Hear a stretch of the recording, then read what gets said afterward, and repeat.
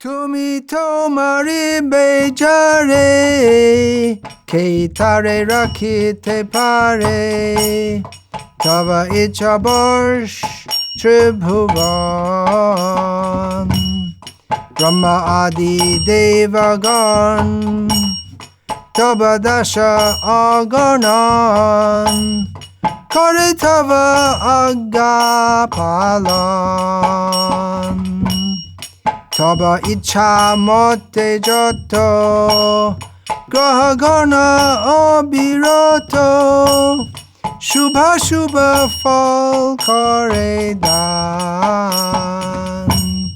Rog shok mriti bhoy, taba icha mote hoy, taba agya shadda balaban. Taba bhoye bayu boy, Chandra surja samuday, shasha niyamita kaja kare. Tumito paramesha, parabrahma paratpa, tava dasha bhakata antare. Tava basha bhakata antare. Shuddha shuddha siddhakam, bhakata vatsala nam, bhakata janera nitya shami. Tumito rakibe jare, Keitare marite pare, Shakal bidhi bidhi tumi. Tomara charane nath, Koriache pranipat, Bhakati binoda tavadas. Vipada hoite shami, abasha tahare tumi, rakibe tahare bishash. I'll just give a quick translation of this song, sung by Srila Bhaktivinoda Thakur from his collection known as Sharanagati, under the heading of Abhasha Rakibe Krishna. Krishna will certainly protect us. So Bhaktivinoda singing to Krishna, the Supreme Personality of Godhead, who you want to kill, no one can protect them. The whole three worlds are under your control. The demigods beginning with Brahma, they're all your servants, uncountable servants. Kore tava aga palan, and they carry out your order. According to your desire, the grahas, which roughly means planets, but it also has astrological as well as astronomical, has astrological connotations. So the planets ceaselessly mete out the auspicious and inauspicious results of people's activities. Disease, lamentation, distress, death, fear, people experience these according to your desire. Because your order is always very powerful. The wind blows out of fear of you. The moon, the sun, and all other luminaries, they stick to their specified tasks. You are the supreme controller, the supreme reality, Parabrahma. beyond all else. Yet, and this is coming to the point of the song that I want to emphasize, your residence is within the devotees, within the heart of the devotees, you could say. Your actual, because it's saying, oh, yeah, this is your order, but according to your desire, the planets move and all this. But you're perfect, and you're always your real, your purest desire is reflected in the name Bhakta-vatsala, one who is affectionate like a protector to the devotees. You are the eternal master of the devotees. So he's the eternal master of everyone, but particularly the devotees. Who you want to protect, who can they kill? Who can kill someone who you want to protect? There is fate which is meted out, but you, by the order of fate, we meet our fate, but you are the vidhya vidhi. You order, you are the control and the controller of fate. Many of these terms, like vidhi, we can translate into English, but we can give a rough translation, but there's so much understanding behind them which doesn't come across in English because the English language has never had that culture. So, Master, oh Master, at your lotus feet I fall down in obeisance. Bhaktivinoda says, I am your servant.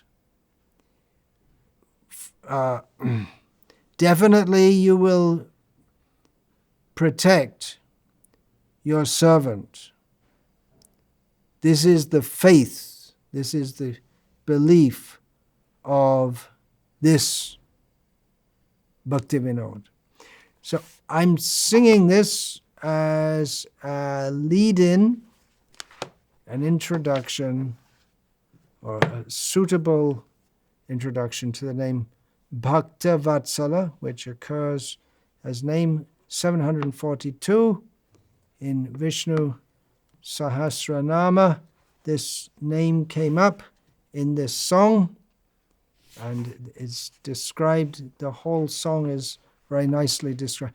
Bhaktivinoda first of all says how the whole universe, the great demigods, are working under Krishna's control and according to Krishna's desire, and they give everyone the fate that they deserve.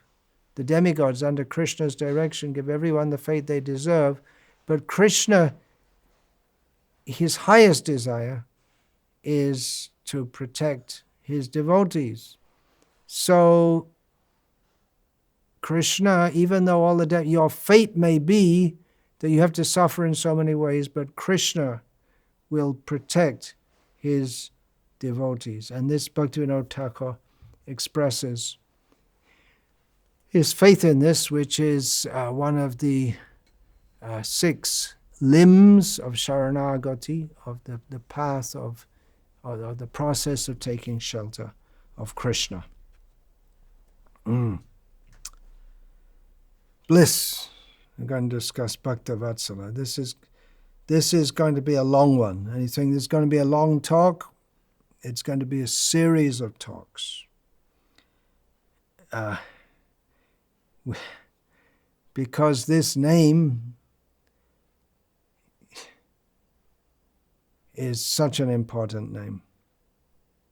We just had the name Madhava. Now, 1,000 names of Vishnu,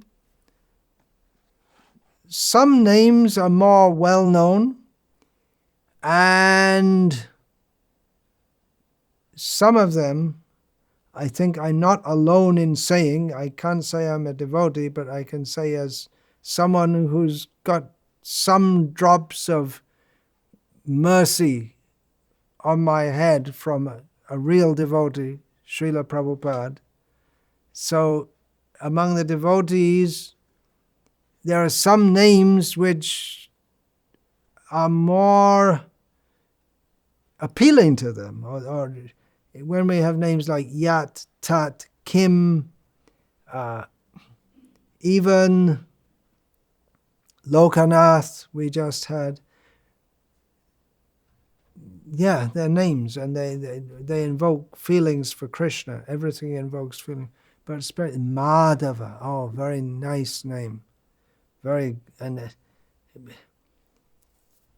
now Bhakta-vatsala. Bhakta-vatsala, the name is not as well known as Madhava. Among those who are in the devotional line, they must know this name. But even in the secular world, at least in India, some names of Krishna are so common that they're still used, they're still given by parents to their children. So we get, just like we had one Prime Minister of India, Narasimha Rao. His name was Narasimha, so the name Narasimha was there in the news all the time. There was a big politician. He was, what was his name? Madhav Singh Solanki? Maybe you don't know. I think it's before your time. I think he was the Chief Minister of Gujarat. He was at one point, and he was high in the Gujarat, and he was a congressman. Madhav Singh Solanki. Has the name come up? He was a politician. He died recently. I'm not sure if I met him or not. He was a big politician. I don't think so. Just passed away earlier this year. So like that, he was a big man in the Congress Party, not the Congress Party in America, the Congress Party in India. And so like that, I'm just giving an example. Madhav Singh Solanki, he was not specifically a Vaishnava, but just the name is very common. So what's the point I make here?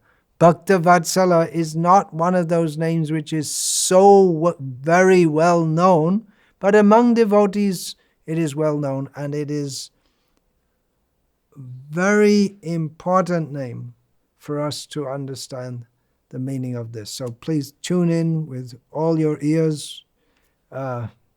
Most people on this planet have 2 ears. We know of at least one person who has 8 ears, Lord Brahma.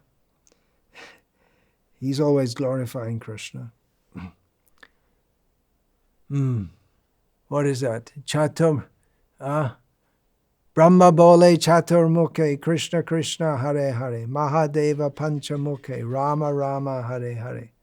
With his 4 mouths, Lord Brahma is always chanting the names of Krishna. With his 5 mouths, Lord Shiva is always glorifying Lord Rama, saying his name. Rupa Goswami, he's talking about, he wants millions of mouths and millions of ears to relish that name Krishna.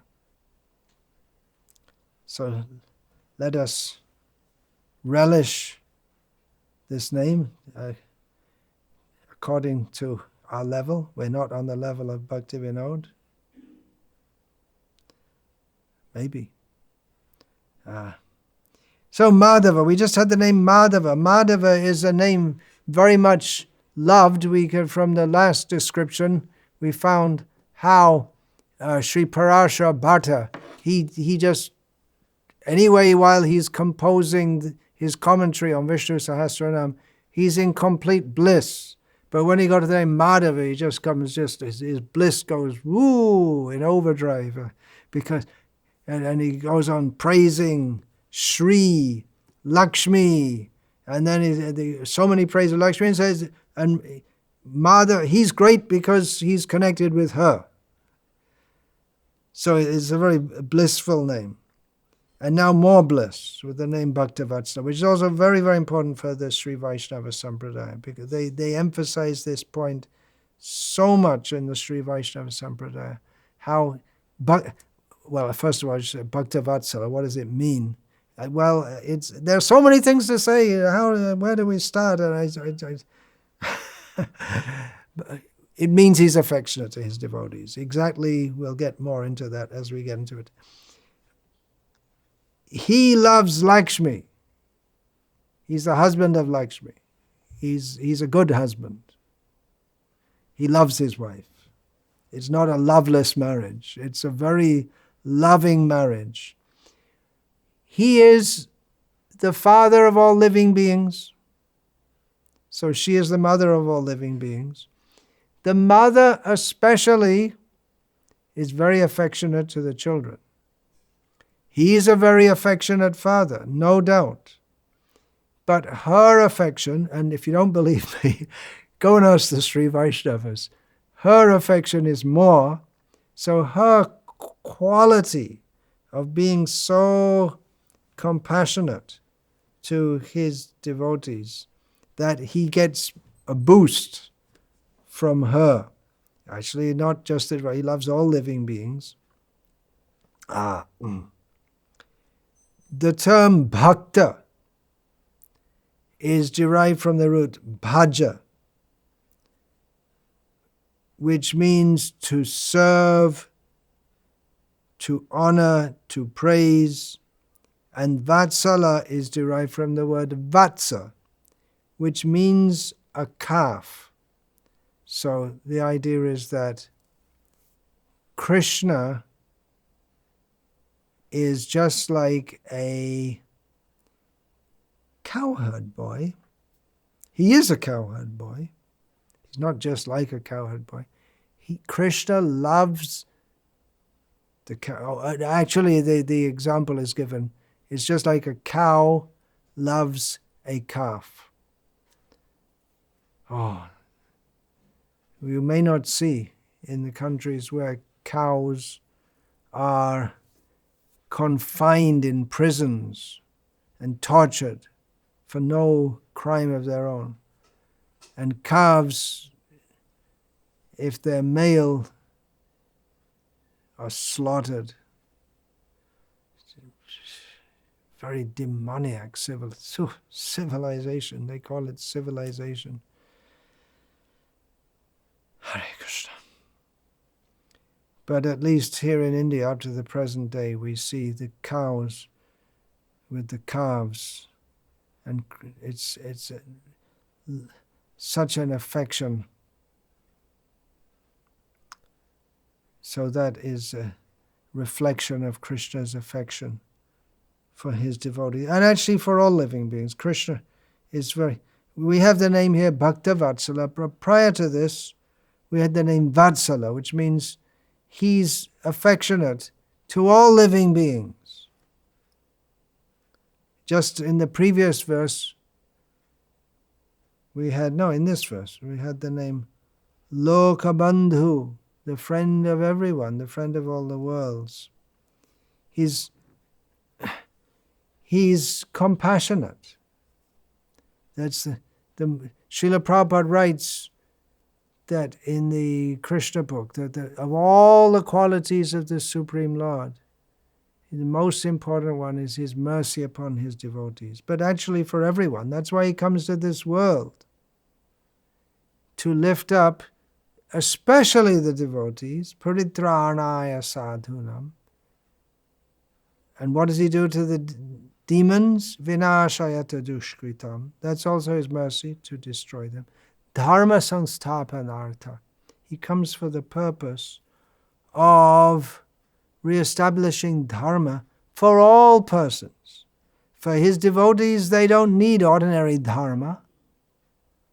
He lifts them up. And for ordinary people, okay, they'll stay here, but at least let them follow dharma so they can come to the level of being a devotee. In Ramayana, the description of Lord Rama, Vyasaneshu manushyanam brishang bhavati dukitaha. The all-blissful Supreme Lord, Sri Rama, becomes distressed upon witnessing others' distress. In the Amarakosh, which is a Sanskrit dictionary, I guess you could call it, Kripa dayanu kampa syad anukroshaha. Compassion is the unmotivated desire to destroy others' distress. that compassion for all living beings is exhibited by Lord Krishna. It's not a show. It's not a show of being saintly. It's not just talking about being compassionate. But he really means it, and he really acts on it. Here's a reading. I'll read from Srila Prabhupada's Nectar of Devotion, describing the qualities of Krishna. Number 32, compassionate. What is the definition of being compassionate? Srila Prabhupada writes, he's translating and explaining from Rupa Goswami's Bhakti Rasamrita Sindhu. Srila Prabhupada writes, a person who is unable to bear another's distress is called compassionate. Krishna's compassion for distressed persons was exhibited. And then after that you could put umpteen, zillion examples, but one specific example is being given here. Krishna's compassion for distressed persons was exhibited when he released all the kings imprisoned by Magadendra. Magadendra is another name for Jarasandha, means the king of Magad. While dying, grandfather Bhishma prayed to Krishna and described him as the sun which eradicated darkness. The kings imprisoned by Magadendra were put into dark cells, and when Krishna appeared there, the darkness immediately disappeared, just as if the sun had risen. In other words, although Magadendra was able to imprison so many kings, upon the appearance of Krishna, they were all released. Krishna released the kings out of his sincere compassion for them. Yes, sincere compassion. It wasn't a political stunt. He wasn't trying to get some points so he could go down in history as a great saintly person. His sincere compassion for them. Continuing reading from Nectar of Devotion. Krishna's compassion was also exhibited when grandfather Bhishma was lying on the bed of arrows which had been shot through his body. While lying in this position, Bhishma was very anxious to see Krishna, and thus Krishna appeared there. Upon seeing the pitiable condition of Bhishma, Krishna began speaking with tears in his eyes. Isn't this amazing? And Krishna, he conspired to get Bhishma in that position. Arjuna didn't want to fight. Specifically, Arjuna said that I don't want to fight, especially against Drona and Bhishma. Guruna hatvahi mahanubhavan. How can I kill such great personalities as my gurus? He's specifically referring here to Bhishma and Drona. But Krishna told him, no, you have to fight. And Krishna was complicit in what was practically the contrivance by which Bhishma was killed superficially by what's her name? I just don't remember the name now. I won't get it if I try to remember. But it was actually Arjuna was doing it. But he didn't die because Bhishma he'll die when he wants. But he's lying on the bed of arrows. So Krishna's very Krishna did it as a political necessity to kill Bhishma. But he loves Bhishma, and Bhishma knows that. And Bhishma also tried to put Krishna down. It's politics, it's Kshatriya stuff.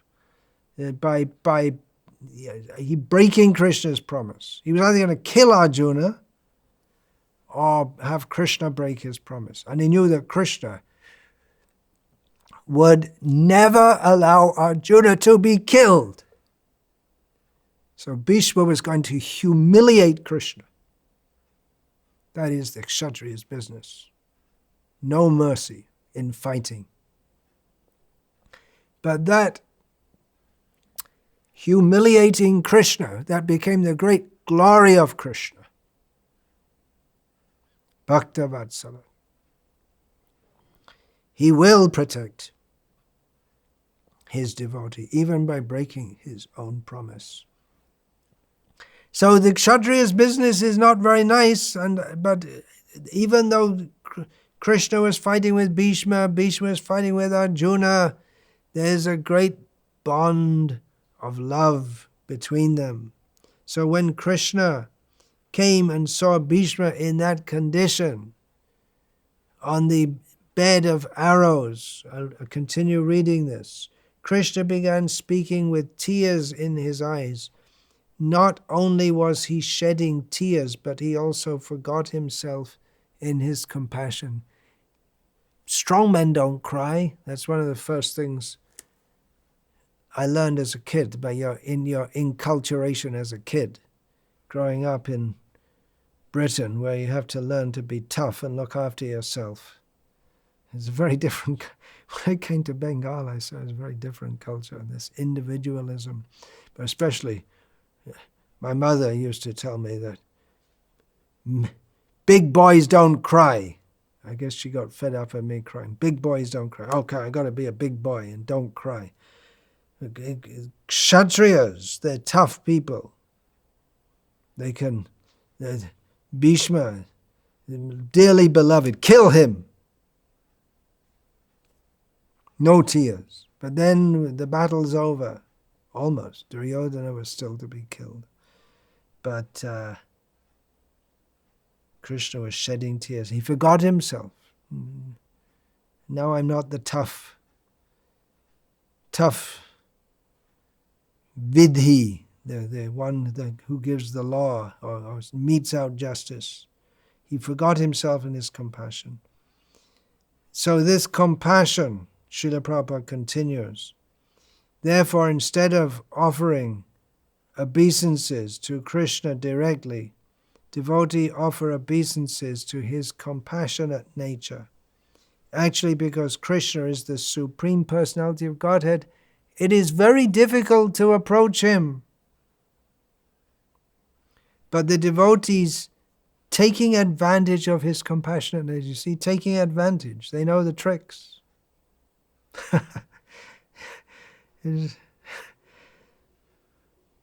I know the trick. Krishna, how can I approach Krishna? You know the trick? Okay, here's the trick. What do? Jai Radhe, taking advantage of his compassionate nature, which is represented by Radharani.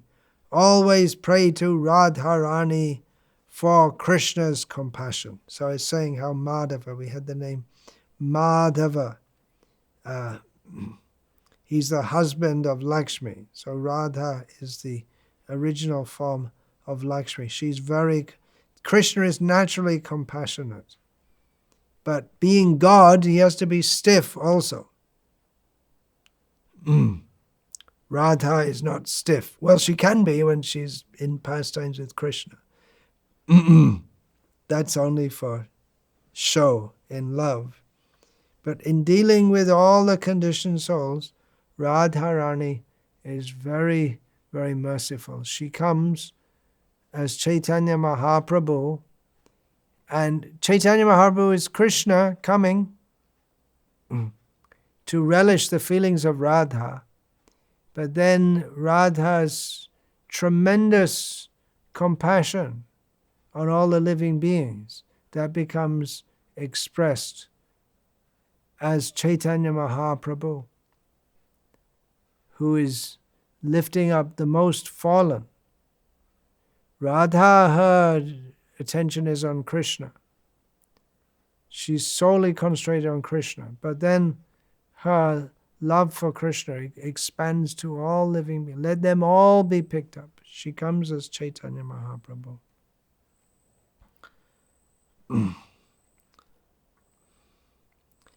Now, before considering Bhakta-vatsala, how he's so kind to his devotees, and we are especially considering his immense compassion protection for his devotees. Let's just go back and consider his Vatsala, his compassion and love for all living beings. In this regard, I'm going to sing a hymn, Christian hymn. I won't sing it. I'll just state it. It's in English, in modern English, so it's a fairly recent composition, which expresses appreciation for God. The Christians, they don't know God as Krishna, but they're expressing their appreciation for God as how they experience and see Him within the creation. Okay, I remember this from school, and I just remember the first verse from school, but by the help of the internet, I found the whole song, and it expresses appreciation for God. So this is a very general way expressing appreciation for God. All things bright and beautiful, all creatures great and small, all things wise and wonderful, the Lord God made them all. Oh, I thought it was the good Lord made them all. It's the Lord God made them all. Each little flower that opens, each little bird that sings, He made their glowing colors, He made their tiny wings. The cold wind in the winter, the pleasant summer sun, the ripe fruits in the garden, He made them every one. He gave us eyes to see them and lips that we might tell how great is God Almighty, who has made all things well. Oh, mosquitoes biting. Wait a minute, God made the mosquitoes too. The mosquitoes not biting, but not today, not just now. It's a little one-sided there, seeing that the world is something nice for us to live in. I was on a train once going from Bombay to Gujarat, and there was a Christian nun. There are plenty of them in India. Christian nun also. And she was preaching to me. I guess she wanted to convert me into a Christian. And there was a young girl there also. And I didn't bother too much. I let her talk her appreciation of God. I didn't argue with her much. And then one thing she said, you see, and then she brought out her sandwiches, some meat sandwiches. You see, He's given us so much nice food we can eat. And she's eating her meat sandwich. And she was preaching to the young Gujarati girl sitting next to her who just listened submissively. And I thought maybe she's making some headway. But then the girl, as she left the train, she left at a station earlier to my leaving, she said to me, Jai Shri Krishna. She didn't want to argue with the elderly nun. Anyway, the point is they're appreciating God in the creation, but it may be somewhat misplaced. Like they say, God has given us so many nice things to eat, as she eats her meat sandwich. But the idea God made all the animals for us to kill them and eat them. Some idea of God is there, but it's the idea that the world is there for us to live and enjoy it and exploit it. It's somewhat misrepresentation. But it is, we have in Bhagavad Gita also that God gives us everything in this world so that we can live somewhat happily. We don't have to increase our distress by living sinfully and getting reactions for that, causing suffering to others. But the point is, if we follow the system given by God, when we're talking about Vatsala, we're talking about God, because he's generally compassionate to everyone. When we're talking about Bhakta-vatsala, we're talking about Krishna. So God means in general terms, everyone can appreciate. A Christian can appreciate, a Jew can appreciate, a Hindu can appreciate, a Muslim can appreciate. They can all appreciate God in general terms. But then when we get to Bhakta-vatsala, then specifically a relationship is there, and the relationship is with Krishna. God is very distant. Krishna is very close. So Krishna says in Bhagavad Gita, Sahayagya praja shishtva purovacha prajapatihi anena prasavishyadvam eshavo svishta kama duk. In the beginning of creation, the Lord of all creatures sent forth generations of men and demigods with sacrifices for Vishnu, and blessed them by saying, Be thou happy by this yajna, sacrifice, because its performance will bestow upon you everything desirable for living happily and achieving liberation. So, yes, it's an appreciation of God, Vishnu. It's a very general way, appreciating Vishnu, generally appreciating him as God. This is not the love of that devotees they cultivate for Narayana or Krishna, but Vishnu in a general way. God, he's giving us what we need in this world, but there's a process. We have to satisfy him and we have to satisfy the demigods by performing sacrifice. And in this way, the demigods, they will give what is required. And the idea is that we live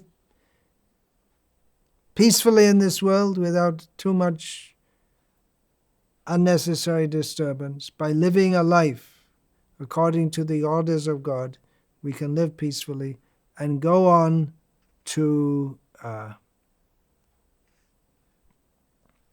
Srila Prabhupada works into the translation here, we can go on to achieve liberation from this world. Unfortunately, we take it that his kindness is meant for us to enjoy here. As you get some idea in that song, all things bright and beautiful, that the world is here for us to enjoy, and that's God's grace. But that's a misunderstanding. It's not meant for our enjoyment. It's a prison house. We can be happy by serving Krishna in this world, but we don't belong here. We belong in the spiritual world. Now, to describe this name Vatsala, I'm going to read several quotes from Srila Prabhupada's books and from the BBT translation with commentary on Brihad Bhagavatamrita of Sanatana Goswami. BBT translation means basically Gopi Pranadana Prabhu. Translated Hridayananda Goswami, spruced up the English, and I'm not sure what he did, but he took the translation and he worked with that. He did a lot of work, and Dravida Prabhu was in the team also. So I'll quote from that. And this is how Krishna is very kind in lifting up people in this world toward the status of being a devotee. This is being Vatsala. And later in this talk, or series of talks, I'll go more into how particularly he's Bhakta-vatsala. First of all, I'll read from Bhagavatam, 5th canto, chapter 19, text 27, a verse which is translated or given in Chaitanya Charitamrita also. Satyang dishatyartitam artito nirnam naivartado yat puna artita yataha svayang vidate bhajatang anicchatam ichapidhanam nijapada pallavam. This verse is practically a commentary or an extension on the verse in Bhagavad Gita, Chatur vidha bhajante mang jana sukritina arjuna arto jignasur artarti gyani cha bharatarshaba.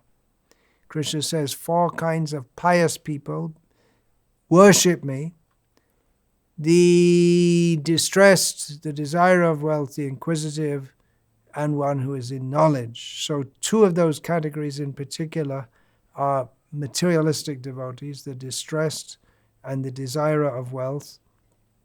And the jignasu, one who is inquisitive, this doesn't mean inquisitive on the level of Brahma jignasa. Of course, different Gita commentators give different understandings of that, but generally inquisitive.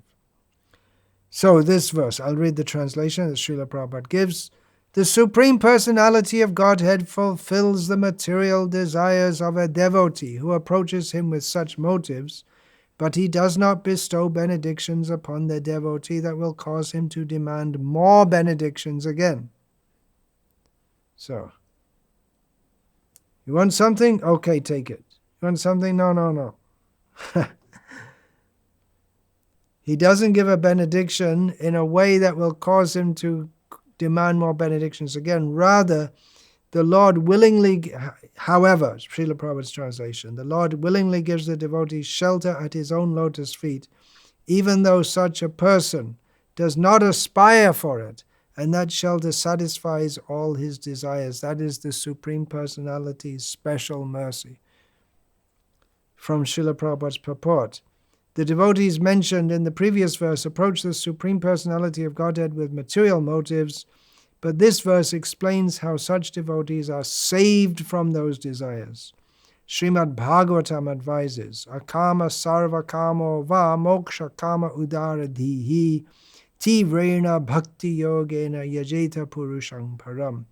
Whether one is freed from all material desires, is full of material desires, or desires to become one with the Supreme, he should engage in devotional service.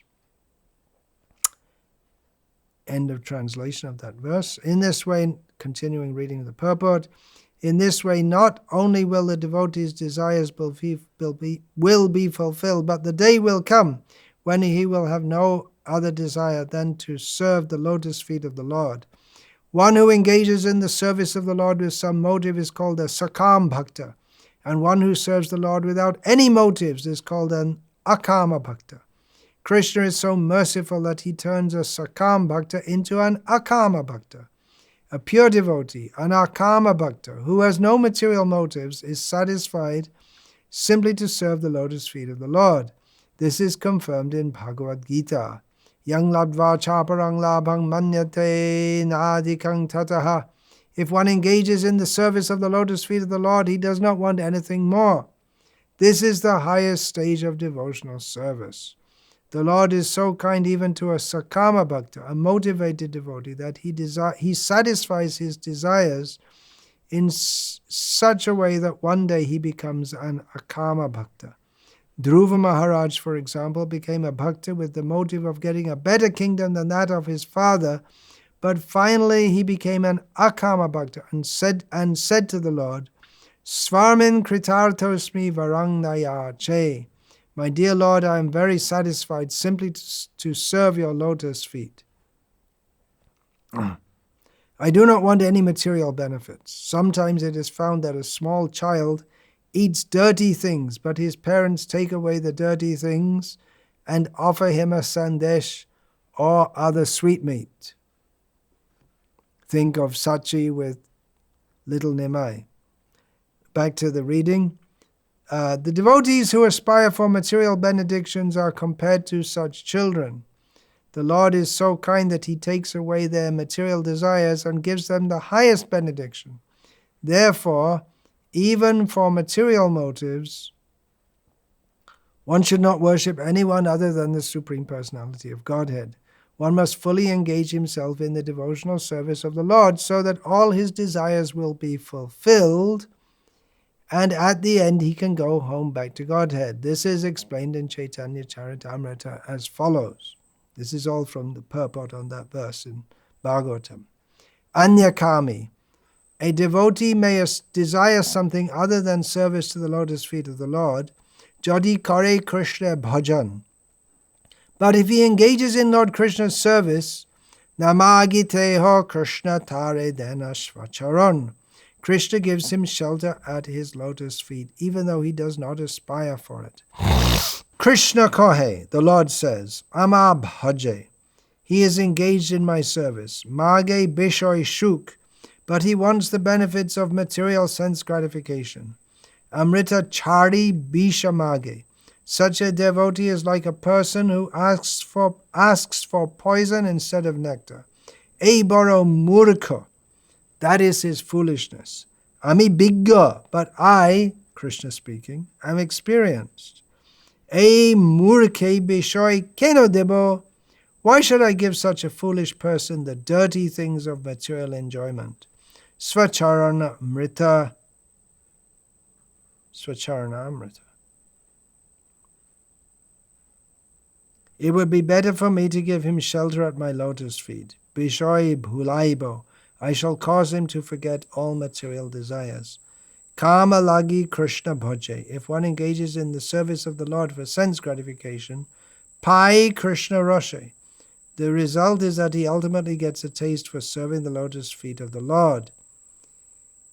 Kama Chari Dasha Hoite Hoi Abhilasha, he then gives up all material desires and wants to become an eternal servant of the Lord. So this is an example of how someone, he's a materialistic, conditioned soul, somehow or other he comes to Krishna and Krishna just scoops him up, brings him to his lotus feet. So that is Bhakta-vatsala. The name Bhakta-vatsala more particularly refers to those who are great pure devotees, but even if someone is just a beginning of a devotee, Krishna lifts him up. That is his mercy. Now I'm going to be reading, especially in this series of talks, I'm going to be reading a lot from Srila Prabhupada's purports, which might not be particularly inspiring to all. There's a lot of devotees, it seems, they prefer to have something which is more, I don't know, attractive or something, but I just things which I've found in the course of my reading, which I find are relevant, and I think, oh, I can put that in the upcoming name Vishnu Sahasranama discussion. These talks are not for those who are looking for some kind of semi-spiritual entertainment. These are meant for devotees who want to hear the glories of the Supreme Personality of Godhead. So there will be a lot of reading, and if you get bored, then go and watch. There are so many spiritual entertainers out there. Or there are so many things. There are billions of videos on YouTube, but this is meant for Krishna consciousness, which is blissful, but it's not entertainment in the sense of being a comedy show or any such thing.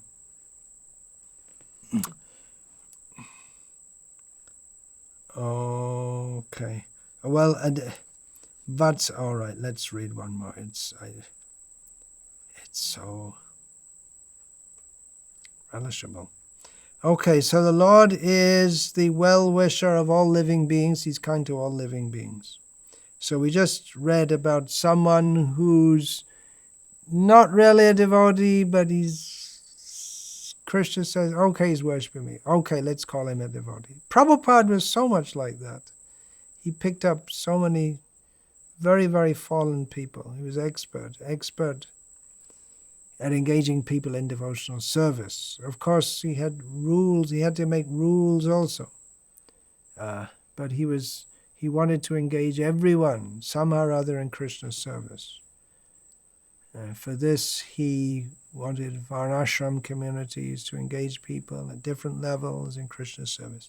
Anyway, so Krishna is very merciful to everyone. What about the demons? Is Krishna merciful to the demons? Well, Bali Maharaj, one of the greatest devotees, one of the 12 Mahajanas, was a demon, at least superficially. And he addresses Vamanadev in the following way. This is reading from the 8th canto of Bhagavatam, Srila Prabhupada's translation. Since your lordship is indirectly the greatest well-wisher of us demons, you act for our best welfare by posing as if our enemy. Bali Maharaj got it.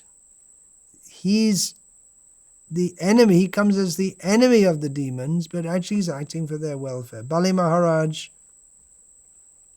continues, because demons like us always aspire for a position of false prestige. By chastising us, you give us the eyes by which to see the right path. Now, in the purport, Srila Prabhupada mentions or states, and it's a pretty amazing statement. Bali Maharaj considered the Supreme Personality of Godhead a better friend to the demons than to the demigods. Really? He came and stole everything away from Bali Maharaj and gave everything to the demigods? How can Bali consider Krishna to be a better friend to the demons than to the demigods? Let's hear how Srila Prabhupada explains this. In the material world, the more one gets material possessions, the more he becomes blind to spiritual life. The demigods are devotees of the Lord for the sake of material possessions, but although the demons apparently do not have the Supreme Personality of Godhead on their side, he always acts as their well-wisher by depriving them of their positions of false prestige. By false prestige, one is misguided, so the Supreme Lord takes away their position of false prestige as a special favor. I was just mentioning how Srila Prabhupada embodied that spirit of Vatsalya of the Supreme Lord by wanting to pick up everyone, engage them in devotional service. But another feature of Srila Prabhupada was that he would speak very strongly to devotees and non-devotees also, to rectify their misconceptions and cut down their false prestige, so that they could come to the proper position of understanding their position as servant of Krishna. You rascal, you fool. What do you mean I'm a rascal? Yeah, you're a rascal and a fool. Oh, you have to serve Krishna.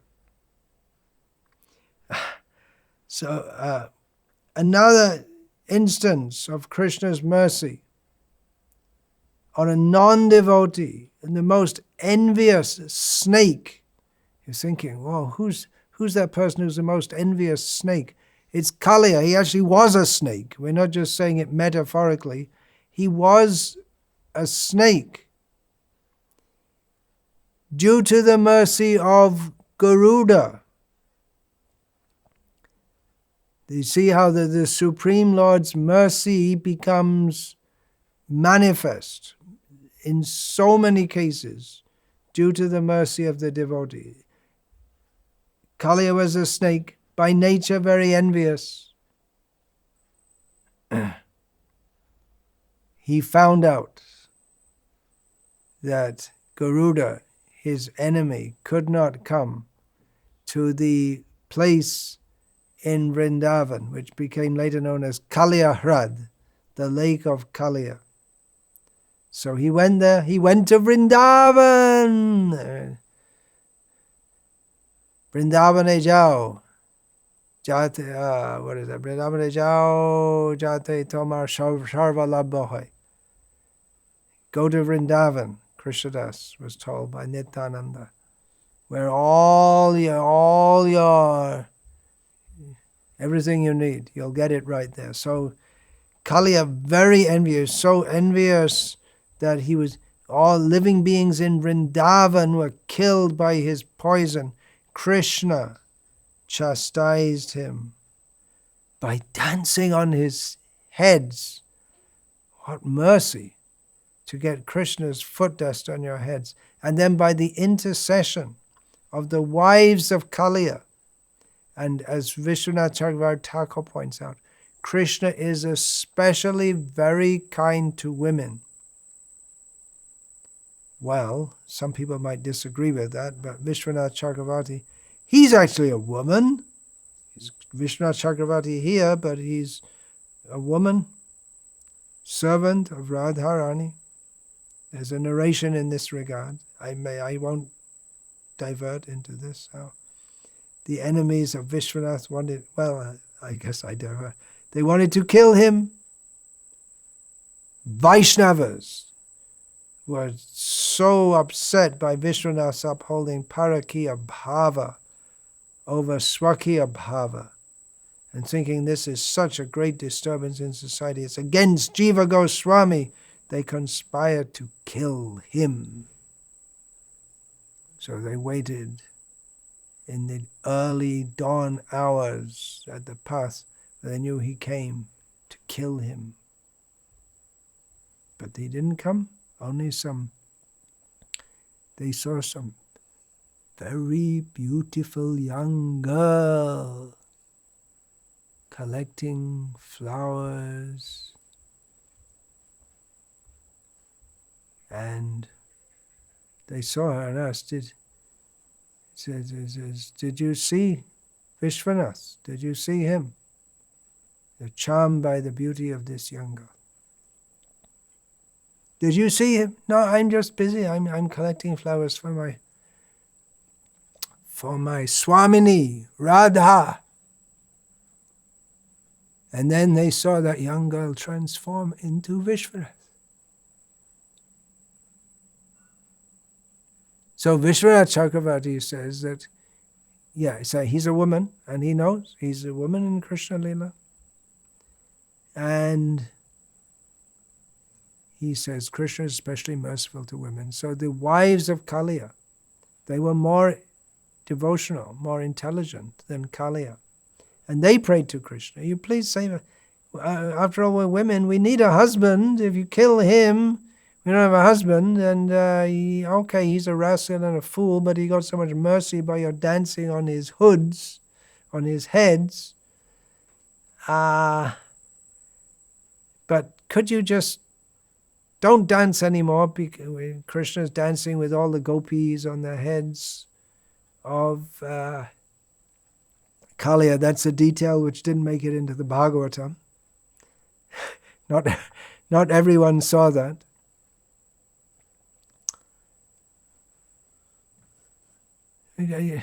How can we live without our husband? You be kind. So Krishna said, okay, go to Fiji. I'm going to come there later. My devotee is going to come there later and build a temple there. So in this way, Krishna was very merciful, even to a snake. Other examples are there. Krishna merciful to a snake. One snake was swallowing Nanda Maharaj, and it was at night.